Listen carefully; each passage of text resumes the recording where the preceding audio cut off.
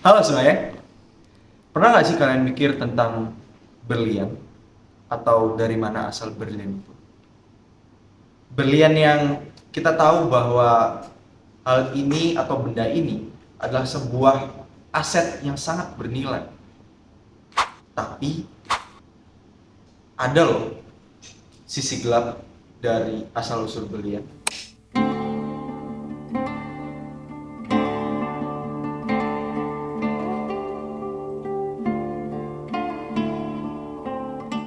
Blood Diamond, di mana itu merupakan sebuah film dokumenter yang mengangkat eh, sebuah tragedi atau kejadian kelam di Afrika Barat, tepatnya di negara Sierra Leone, yang dimana di negara tersebut mengalami konflik atau perang saudara, dan mereka memanfaatkan sumber daya alam yang berupa diamond atau berlian sebagai pemasokan utama untuk peperangan saudara mereka tersebut. Dan dari kejadian tersebut yang mengakibatkan penduduk-penduduk lokal menjadi korban utamanya atau masyarakat sekitar, yang dimana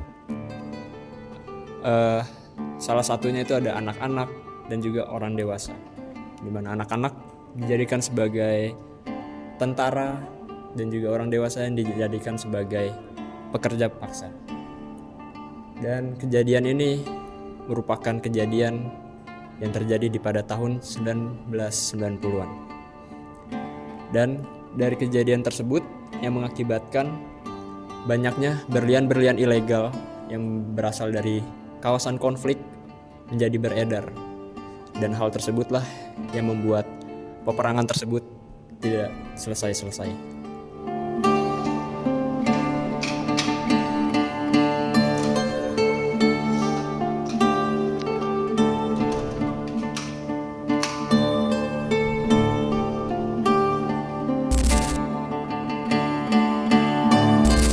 Baik, jadi ini adalah diagram flowchart supply chain sesuai dengan filmnya, dan ada lagi nanti. Dan jadi player awal yang RUF ngancam warga lokal untuk mining diamondnya, di mana nanti diamondnya akan flow balik ke RUF yang akan dijual ke pedagang gelap berlian internasional. Nah, dan nanti pedagang gelapnya beli diamondnya dari yang RUF. Bisa scroll down. Dan sekarang diamondnya sudah ada di sini. Nah, next step adalah untuk menjual diamondnya ke pasar berlian globalnya itu sendiri. Jadi nanti diamondnya akan diangkut ke pasar gelap dan nanti akan dibeli oleh grading lab dengan ada informasi palsu, karena diamondnya kan ilegal. Jadi harus ada informasi palsu untuk cover up. Dan nanti duitnya ke atas lagi. Dan sekarang diamondnya sudah ada di verified grading lab. Dan jadi verified grading lab ini fungsinya buat apa? Untuk nge-grade diamondnya dan mengetahui harga jual dan harga pasarnya. Dan nanti akan ada sertifikat bukti di mana hasil tesnya yang akan dijual juga ke customer. Jadi customer tahu kalau diamondnya autentik dan harganya segini. Dan nanti untuk uangnya flow dari customer ke grading lab.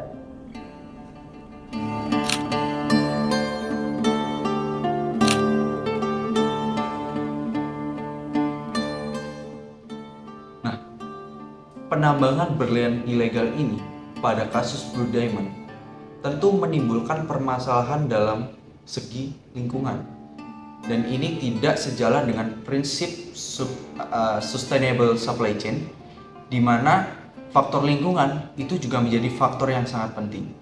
Nah, kenapa? Jadi dalam kasus Blue Diamond ini, penambangan ilegal ini menimbulkan banyak sekali permasalahan dalam lingkungan, terutama deforestasi hutan. Menurut Hilson, pada tahun 2005, misalnya di Ghana, penambangan ini menyebabkan deforestasi luas dan degradasi hutan yang mengancam keanekaragaman hayati lokal. Nah, selain itu, menurut Amalco tahun 2019, wilayah penambangan di Sierra Leone mengalami degradasi lahan parah akibat erosi yang menghambat pemulihan pasca tambang dan berdampak negatif pada pertanian lokal.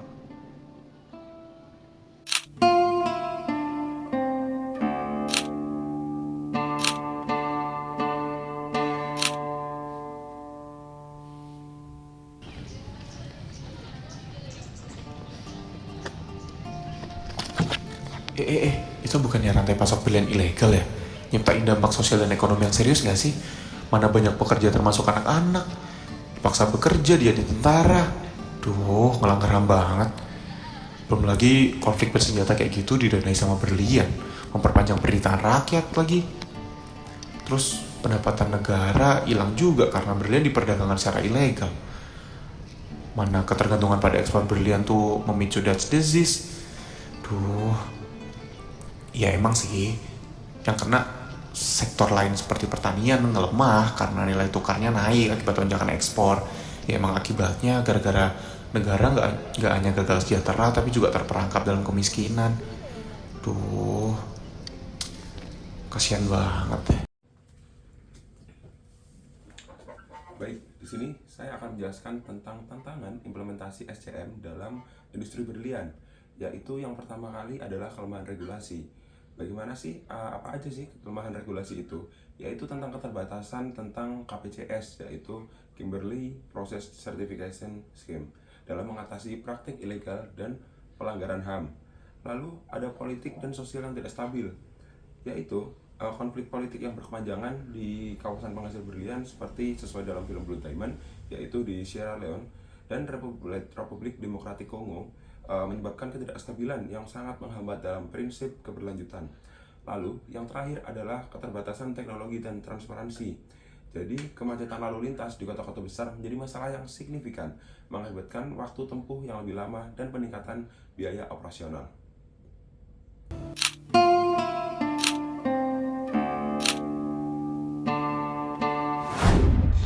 Berikut terdapat 4 solusi SSCM untuk menghadapi tantangan Blue Diamond. Yang pertama ada closed loop supply chain, yakni mengintegrasikan forward logistik dan reverse logistik untuk mengurangi ketergantungan terhadap berlian dari wilayah konflik dan meminimalkan dampak lingkungan. Yang kedua ada multi echelon inventory optimization, yakni meningkatkan persediaan terhadap seluruh aktor rantai pasok untuk mengurangi konsentrasi pada daerah yang terdapat wilayah konflik.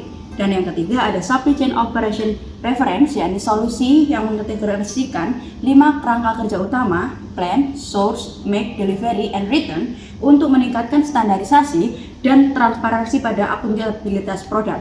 Dan yang keempat ada collaborative planning, forecasting, and replenishment, yakni berkolaborasi pada seluruh aktor rantai pasok untuk mengintegrasikan data persediaan dalam data real time sehingga produk dapat ditelusuri.